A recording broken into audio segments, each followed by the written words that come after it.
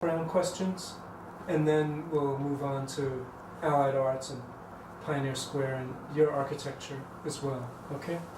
Yeah. Okay, so I'm gonna just date it.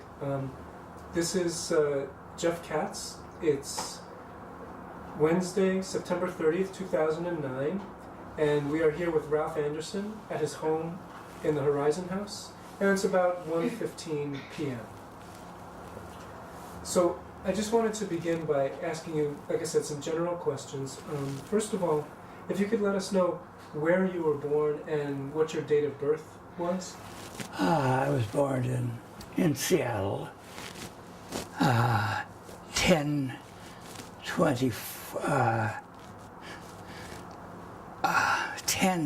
well, anyway, I'm trying to, I was 10/24, October 24th, 1924, and so that was, so. Where did you grow up? In what neighborhood? What part of Seattle? Magnolia. It's a good area to raise kids. There were a lot of vacant properties and things, so it was a good neighborhood for kids. Swim down at the foot of 32nd, and there were a lot of building lots of new houses we could explore around, and so it was kind of it was a good area for children to grow up. You got a little touch of rural and a little touch of urban as the area grew up. So. And we had our own little swimming beach down at the end of 32nd, and there was lots of vacant property, and so all in all, it was a good area for kids. Could you tell us a little bit about your family, your parents, and if you had any siblings? Well, let's see, my mother was born in Ireland, and my father was from North Dakota, and of course they find an awful lot of North Dakota people living out here in Seattle, and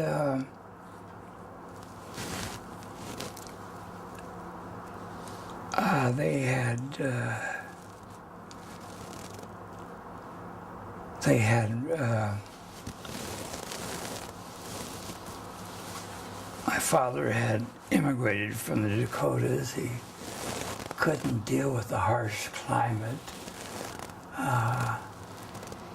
My mother's family left Ireland. They were Anglican Irish, and meaning they were not Catholic, and so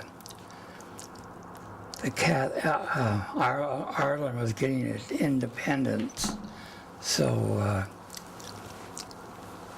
they decided it was time to leave Ireland. And so quite a few of the family came out here and settled in Seattle or around this area.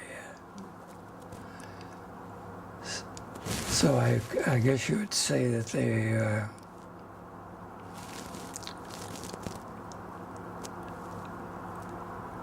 let's see, how would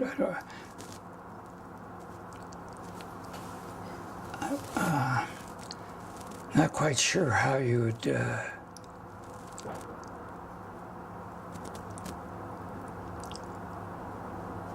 would classify them.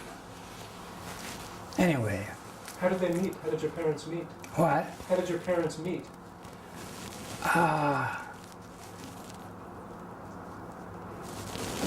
Well, I think my mother was living in Vashon Island, and maybe my father was doing some work there. And then my father was a Seattle fireman, and so we survived the Depression okay, because he had a steady job and a steady income, which was quite important in those days. And I can recall bringing baskets of food to some of our relatives that hadn't really settled in yet. But they all sooner or later disappeared into the Seattle scene.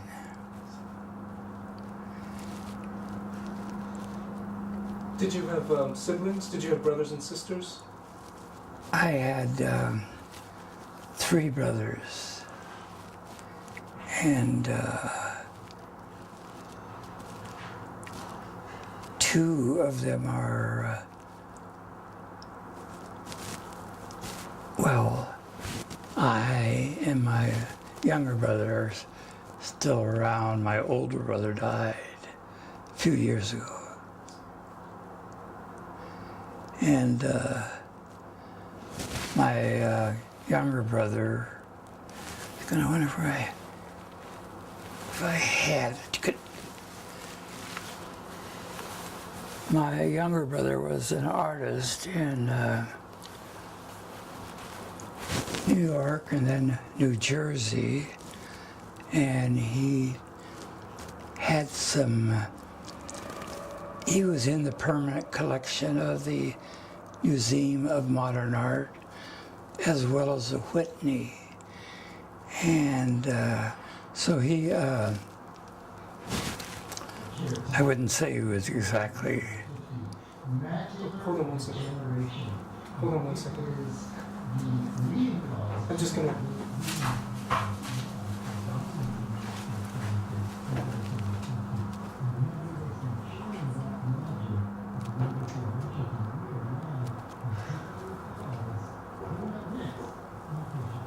What's happening? Oh, there's a TV or a stereo going off in the other room. Oh, It's really loud. Excuse me? Shirley?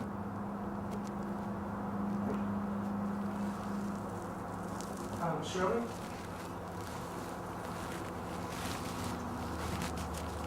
Okay. So, what's your brother's name? You're the artist. What was your brother? His name is John Anderson. I was trying to find some, that's not it. Oh, America? No, I think he may have been.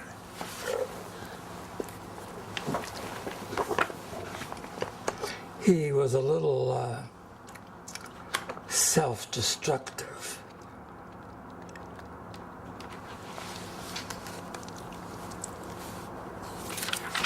What kind of art did he create? What was his specialty? He was wood. And I say he's in the permanent exhibit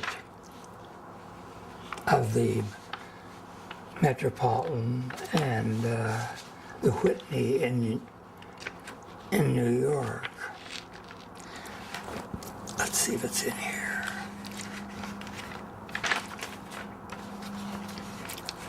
And it was just the 3 of you, you and your 2 brothers. You have three siblings altogether. Well, with my me and my brother, Yes. well, there were 3, and then the oldest brother died of cancer. And what was his occupation? What? What was his occupation? Your older brother. My older brother was an operating heavy machinery, like bulldozers and things like that.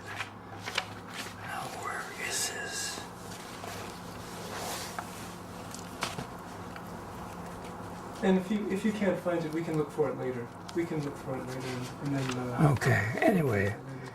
he's had. He was represented by the Stone Gallery in New York, and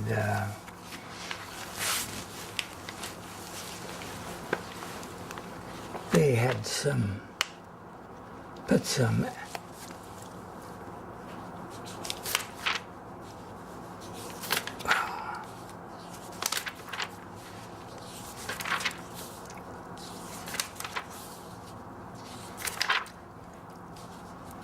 anyway. Yeah, while you're looking, I'm just wondering if you could just let us know, where did you go to school in Seattle? I went to Queen Anne and the university.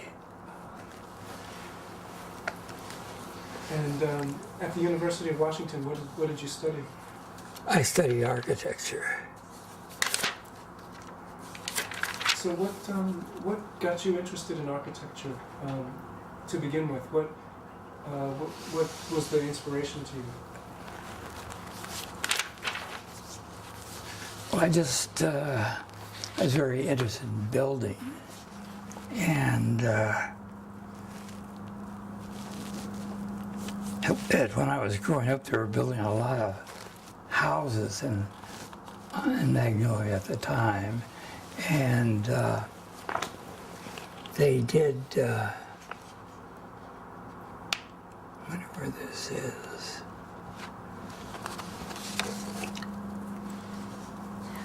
In fact, the Petro Belusky. We can look for it later. It's okay. You can put it down there. We'll look for it later. Petro Belusky, who was a well-known architect, practiced in Portland, and then went on to head MIT. But he did a house on Magnolia, which I consider one of the best houses in Seattle, and I was kind of watching that in construction, and so I just always wanted to be an architect. I actually had really wanted to be a painter, but I decided that I did not have the patience to produce anything worthwhile. So I decided I could try architecture. And so I guess I was just talking to some friends, or just talking to some people, and I guess they have a rundown of some of my work in the internet, which is a big one that runs things on people or what? Oh, is it not History Link? Is it?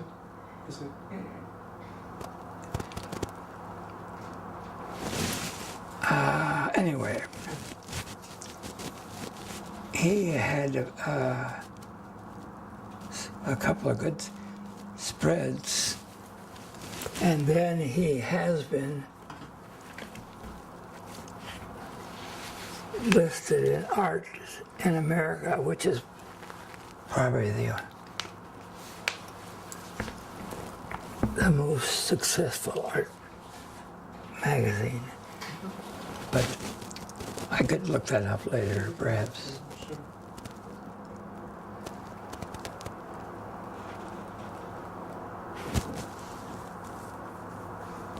So when you were at the university studying architecture, do you remember some of the people you studied with? Some of your professors, or some of the people that inspired you?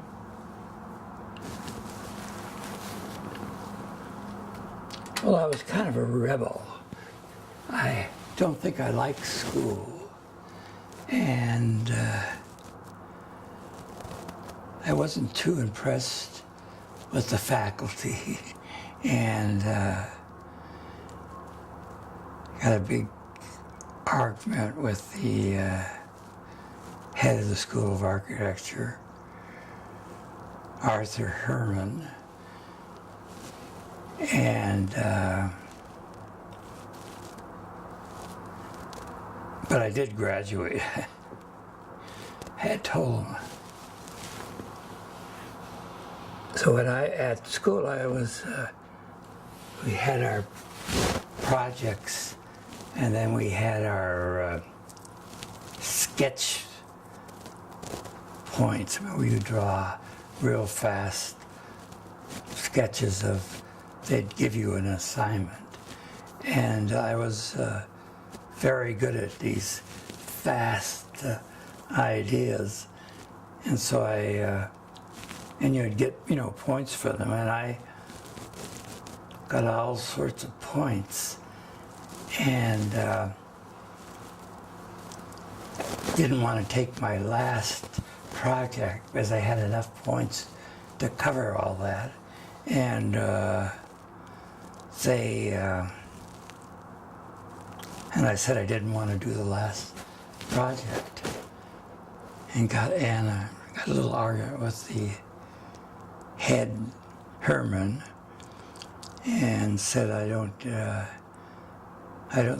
give a damn if I graduate or not, but I'm not taking that last project because I had a lot of extra points that would cover, more than cover. So anyway, Herman was kind of liked to keep things very level and no disruptions or anything. So I finally did that, and he did graduate me.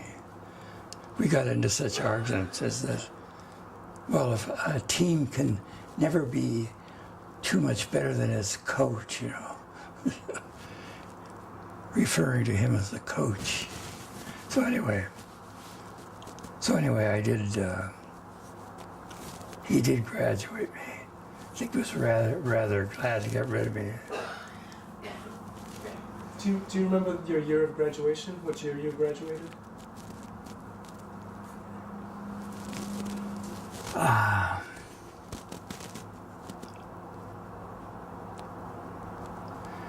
Trying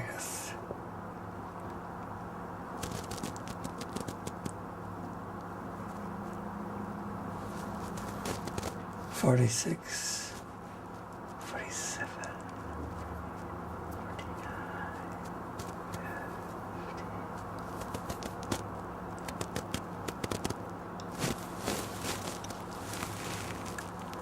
50. Trying to. I was in the Army Air Force during the war, and I got out in 46, and went to the university in 46. So 5 years after that, I graduated. And when you graduated, what was your practice like? Where did you go work after graduation? Well, the only person I worked for was Paul Kirk, and that was only for about 3 or 4 months. Then I just kind of,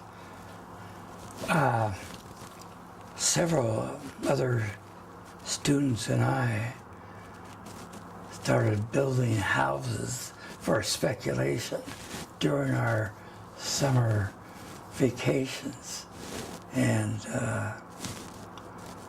so we built the first one in my junior year, and then the second one in my senior year. And I think it was a good deal because we had to pay all the bills, and we got a very practical understanding of architecture. We had to pay all the bills and buy all the material, and so we really kind of started at the bottom and learned all the practical things about house building, and I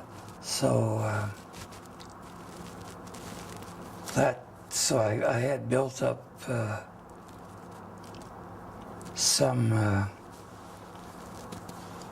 I didn't really have any reputation, but I could show some houses that I had done, and so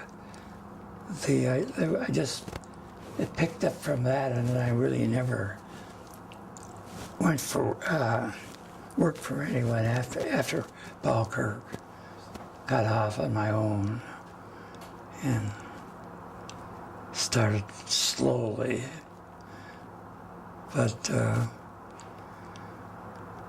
gradually ground away.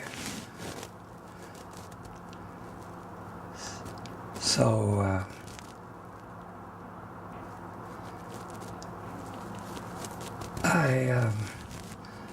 there is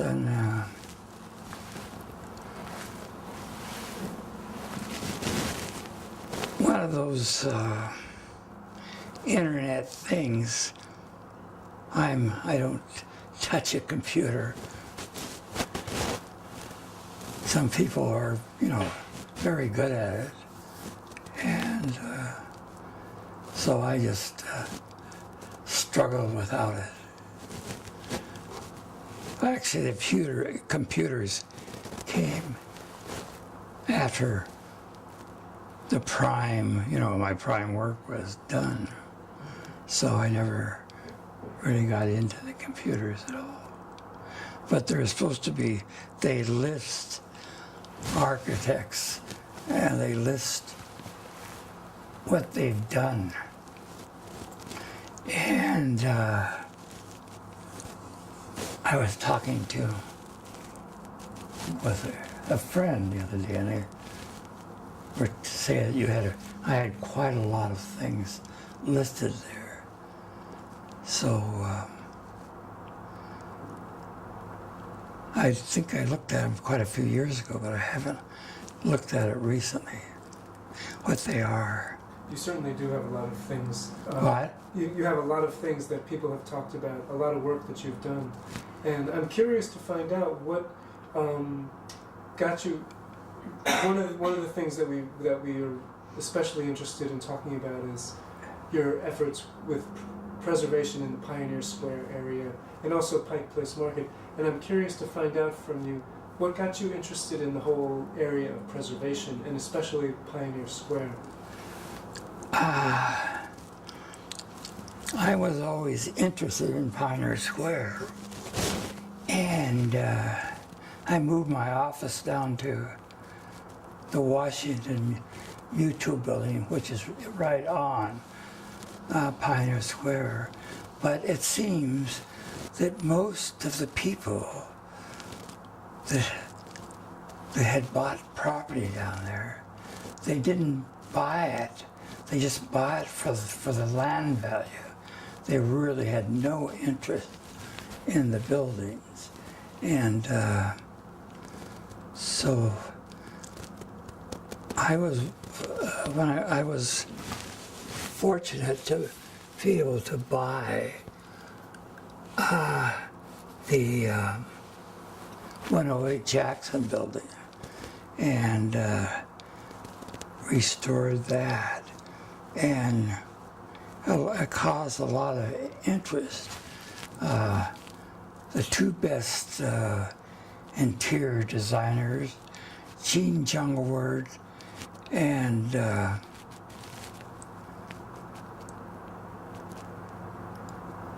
Alan Salisbury and Gene Jungwirth rented, they were probably the two top designers in Seattle, and they rented the two first they rented the first floor of the 108, and that kind of got things going, and there became sort of an interest in, and I remodeled some space on the second floor for my office, and Bill Spidell rented a space on the second floor, and then we had converted the third floor into a rather luxurious apartment. So there was certainly, an interest.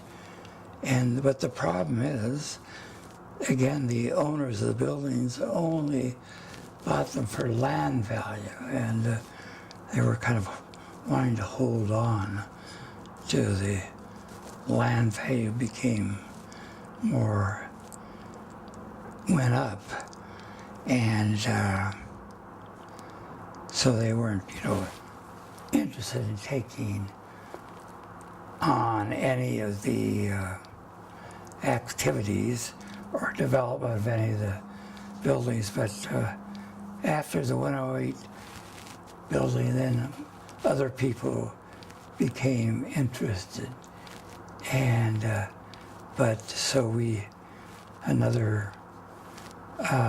and other buildings. Well, I was able to buy the Union Trust. I think I had a mortgage part of my house to get that. And then Dick White, who had rented a space in 108, bought the, what would you call that? Anyway, in the middle of... Accidental building? No? Not the accidental building? No, the Occidental... Let's see. I bought the Union Trust, and then Dick White rented the... wasn't...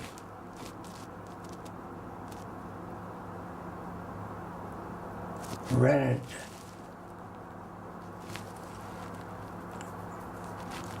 Well, maybe you could call it the Occidental building in the middle of the block, and he was able to rent that. So, and then I bought the other one,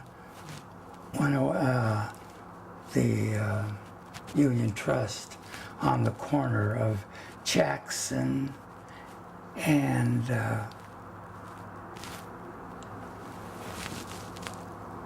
on the corner of Jackson and Occidental, and there was immediate interest in those buildings, and so of course we didn't have any money, or else we had to mortgage some homes. So I was able to get the Union Trust. Dick White took a long lease on the Occidental building, and so things, and there was a demand for the space then, and we didn't have any money, so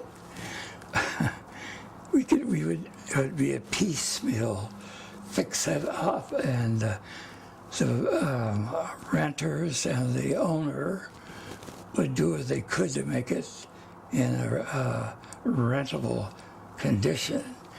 And so, of course, those buildings, there was a demand for space, as I said. There would be potential galleries and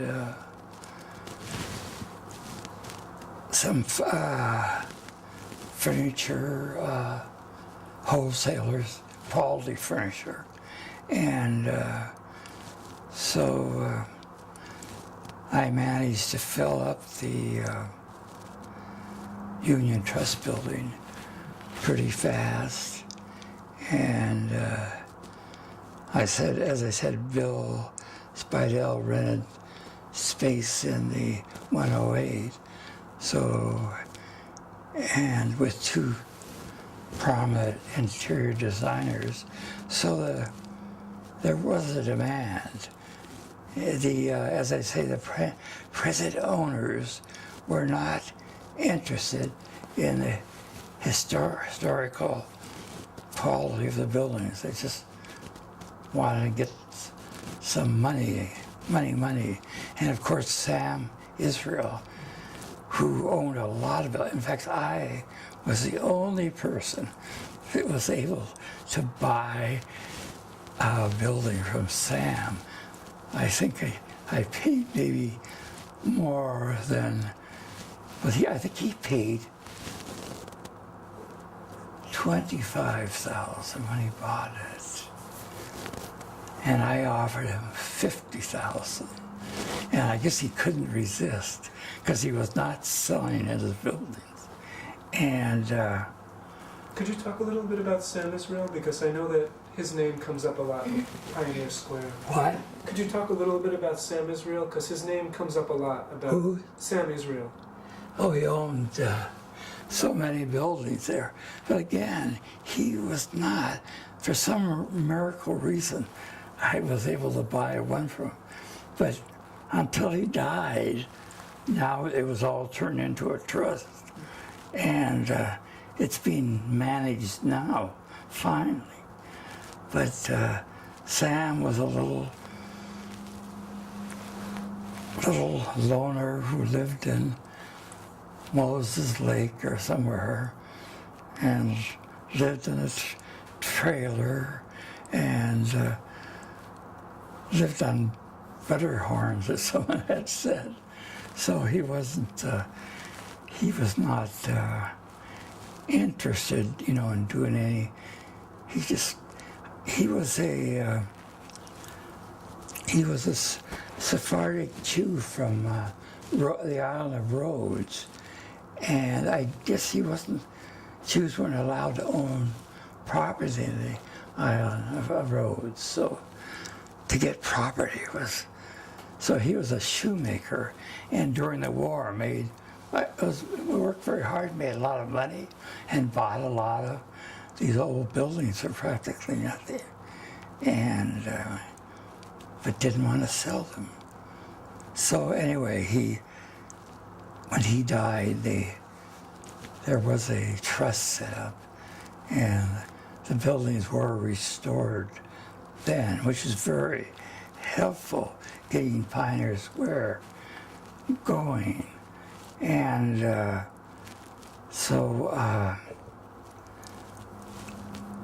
from after then, let's see what happened. Then I bought the Occidental, the Union Trust Building, and through piecemeal, I was able to rent it out, and then the city got kind of clamped down on us, and then said we'd have to, do it all at once. None of this piecemeal deals. But then again, we got the city interested in Pioneer Square, and Mayor Ullman decided that would be one of his projects. So he was very supportive, and we were able to bypass the building department and get some of the buildings,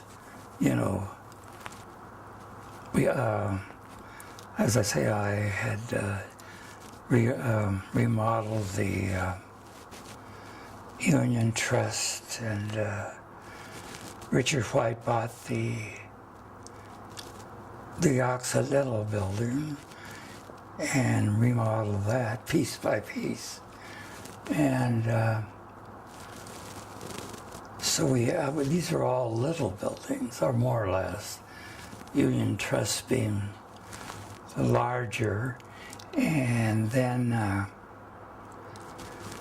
we decided we'd have to get into some bigger territory. So the Grand Central building, which was covered almost a little over half a block, and with the mayor cooperating, and one of my clients bought the Grand Central. Several people had bought the building, but they were trying to make a lot of cash all of a sudden and it didn't work. And so I went through one ownership or maybe two ownerships, and they couldn't get it going. So Alan Black and Richard White and I bought the Grand Central then. That was the biggest, development in the area. And that turned out successful. And then a client of mine bought the Pioneer Building, which took help from the city, to satisfy the building department. And so that was, let's say, a client had, and we were the architects, had developed that. So that was kind of the big breakthrough. One of my architects that had worked for me bought a building on First Avenue and restored that. So things were starting to roll and just gathered momentum. But if we didn't get the city's cooperation, and as I say, Mayor Ullman was kind of using that as a good political stand, when he was running for mayor, we brought him down to Pioneer Square and got him very interested in it. And so we said, well, we'll support you for mayor if you continue to support Pioneer Square. He did, and he got elected. So that was a very helpful development with Pioneer Square. What was Pioneer Square like at that point when you were buying the buildings and when you were trying to get them? Pioneer Square was absolutely all lower floor were occupied by junk shops, and the upper floors, if they were occupied at all, were sort of very sub-housing. And so it was really not developed at all. When I put my office, first of all, I put my office in 108 Jackson, and then when I bought the 108, not 108,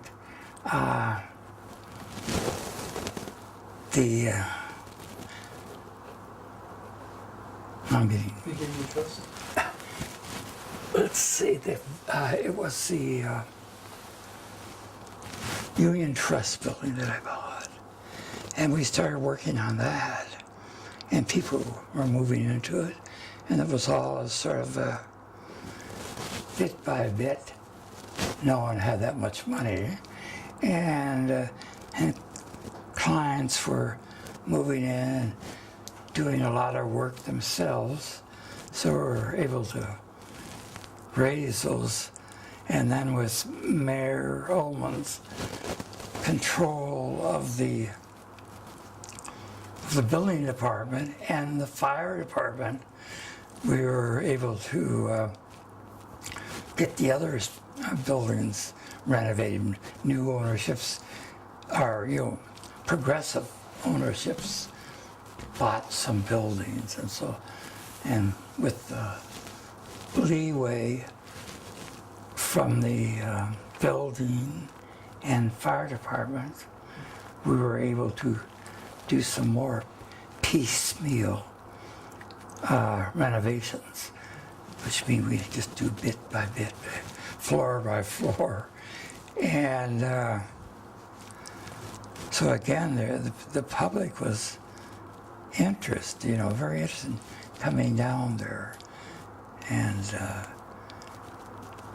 as you know, Bill Spadell started the underground tours.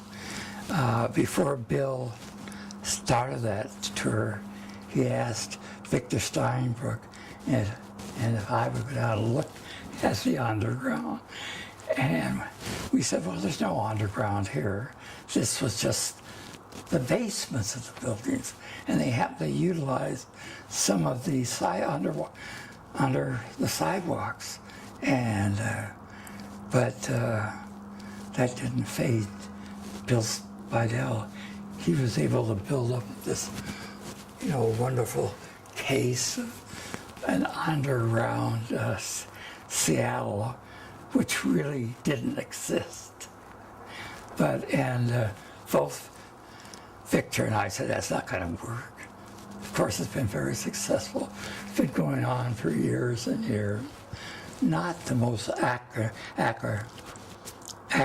information, but he's been successful. There's a great picture of Bill Spidell with Wes Ullman with a hard hat going down. Yeah. Well,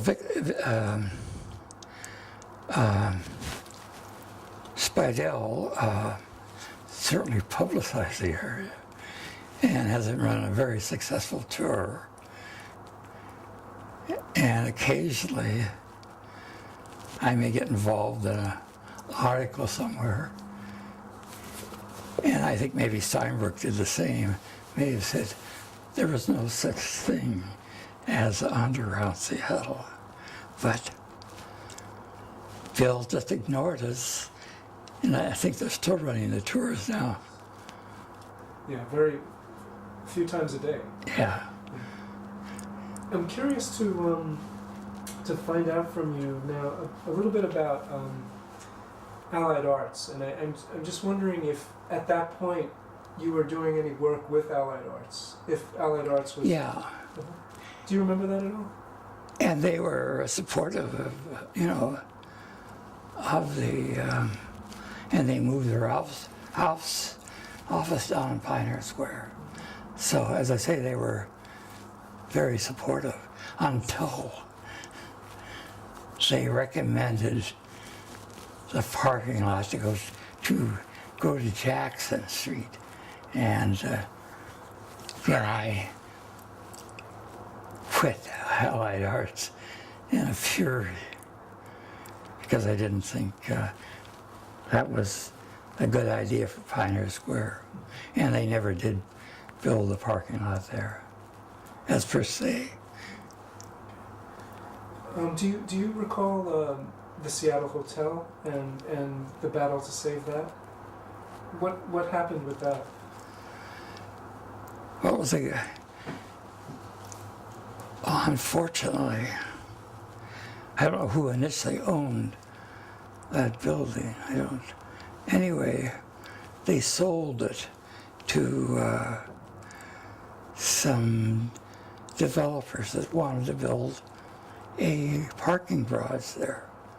And I remember there were people like Ann Halberth, her name, and their committee of 13 women were trying to save the building, picketing the building.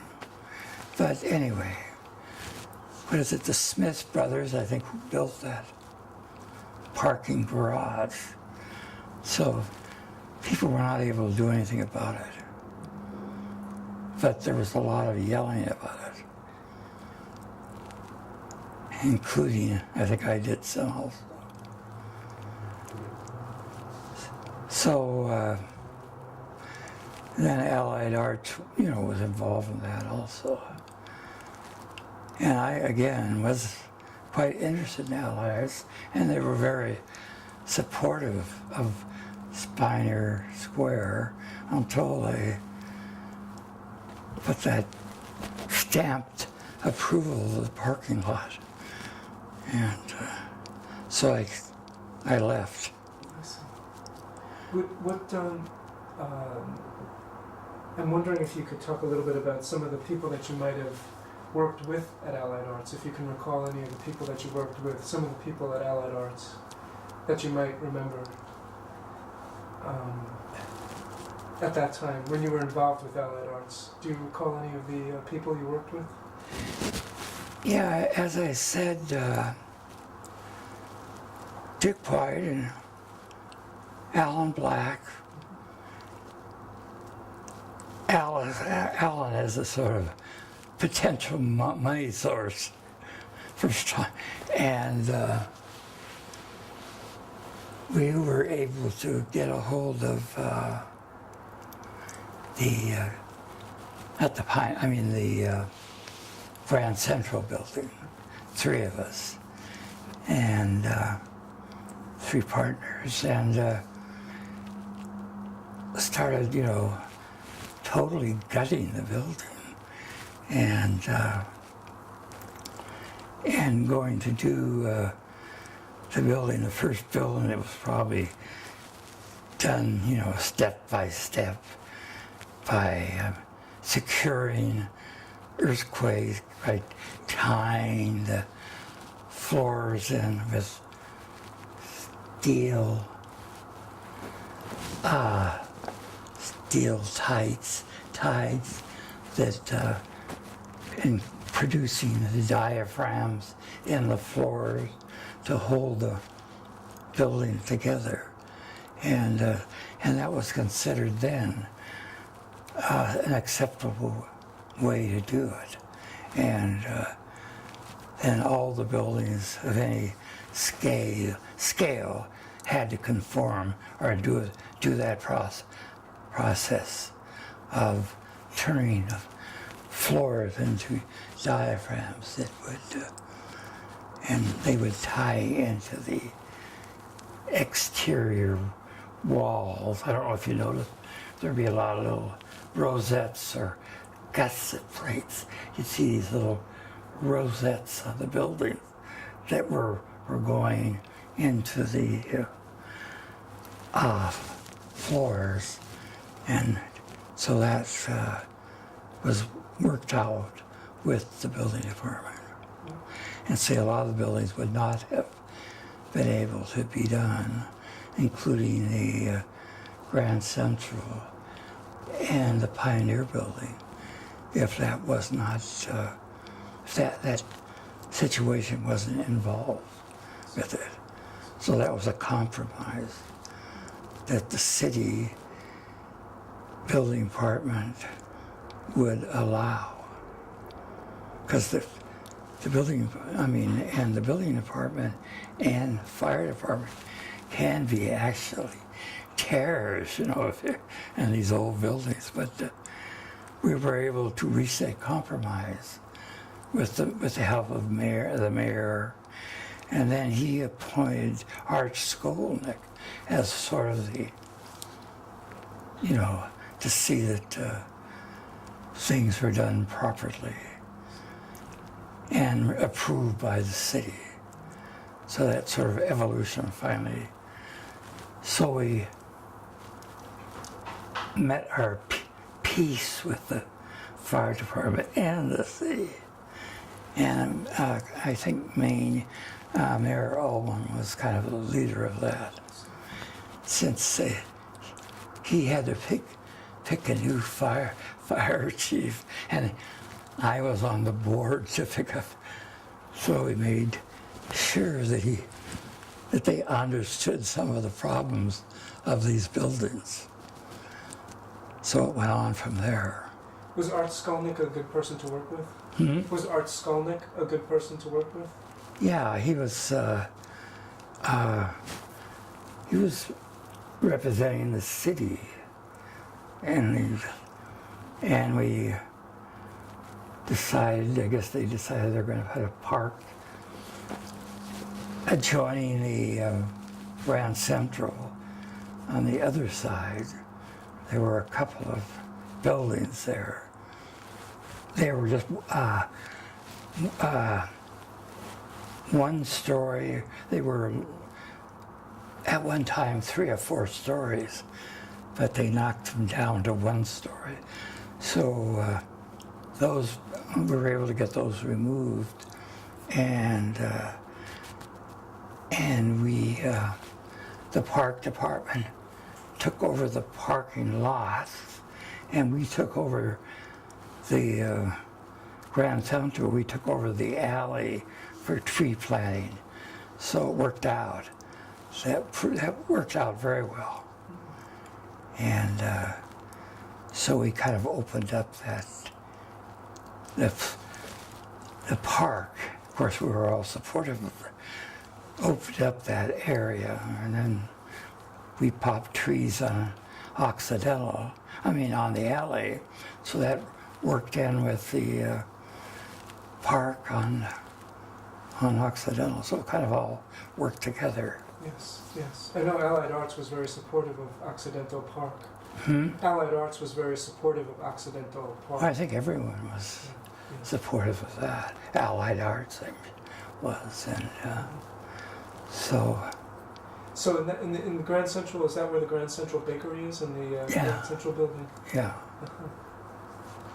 That, as I said, Alan, Dick, and Ralph owned that building, and were able to get some money, I would say,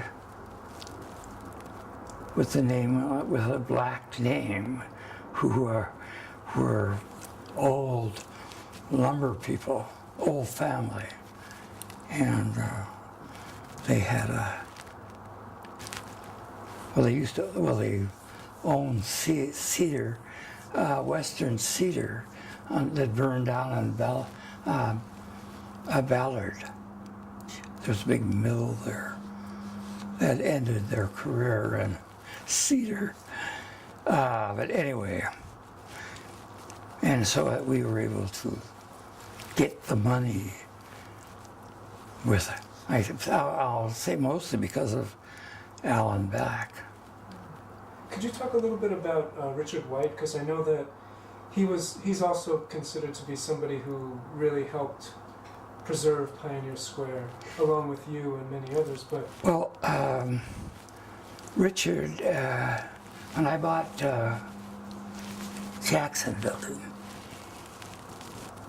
he took a little vacant space in the 2nd floor and turned it into some sort of a very sophisticated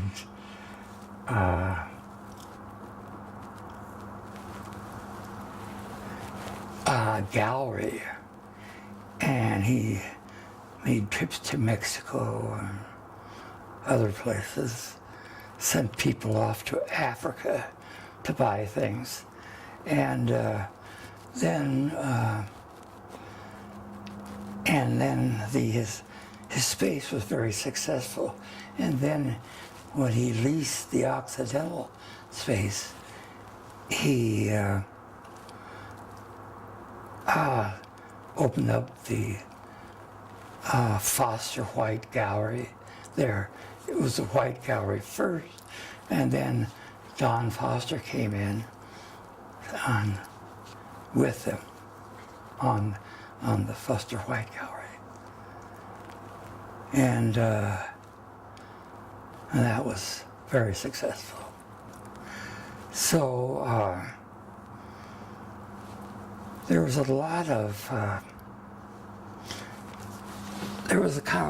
instant successful things happening, and the newspapers were very supportive of it, and so there was support from the community. It must have been fabulous when it became a landmark, when the preservation, when the historic preservation legislation got passed. And no, it's sort of, and it's fortunately Pioneer Square still hasn't got into, still has lots of galleries, and I think the concentration of art galleries are there, and so that's kind of held its own. I'm wondering if, I'm going to mention some names, and I'm wondering if you could maybe give me a sense of, give me your thoughts about some of these people. Number one is Fred Bassetti. If you have any thoughts or recollections about Fred. Well, Fred's a good architect, for one thing. And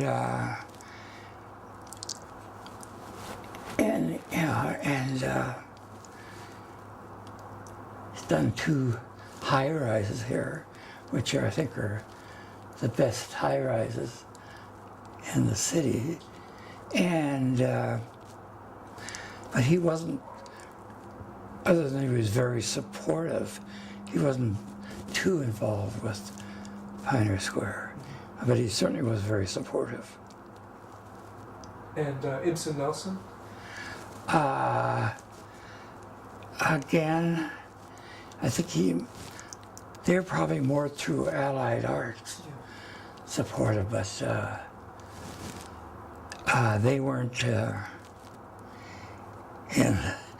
in the real battle of getting the buildings restored, but they were always very supportive. One of the people that talked about you was Jane Hastings, and she mentioned how how important you were in preservation efforts. And I'm wondering if you have some thoughts about Jane Hastings. Well, I don't know. She was a member of Allied Arts, and they were all supportive. But other than that, I don't know. Just some general idea. I mean, thoughts about architecture, and if you've worked with them at all, if you've worked with any of these people, if you yourself have worked with any of these people, and if you have any thoughts about them, just as colleagues, architects. Well, I think they were all good architects, and were all kind of supporting good things as possible. They're trying to make happen in Seattle. Because Seattle has changed quite a lot since the 50s.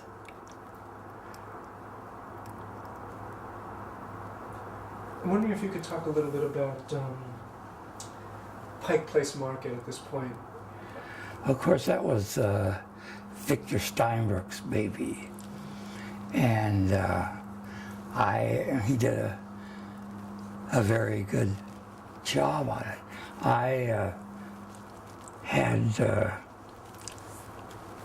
I I know they were talking about tearing down some of the buildings, and Paul Kirk had done a sort of a plan where all sorts of deluxe hotels were going on, and I did, and Bruce Chapman, Bruce Chapman was running was very supportive of it, and and I had done some talks supporting the market. In fact, I did the first restoration of any building in the market. Oh, really? The Butterworth building, and which was an old funeral home, and it's now a restaurant and offices up above. So that and the Jones Hotel on the corner, we had done architecture, and that was the first, and that was considered in the market, and that was the first actual renovations in the market. But Victor Steinbruck is the market, and he just, lit a fire under it. As I said, they had done this planning with all these big hotels rising up in the middle of it, and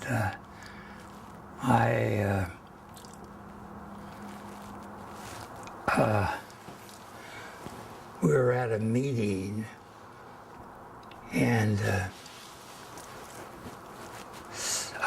Paul Theory had done this bank building, and I accused him of putting the ass end of the building on First Avenue, and we were fighting this big the big proposed market development plan. And so I did put my feet in occasionally, but there's no question that night and day, Victor was there fighting. So you can't take anything away from Victor. Did you ever attend any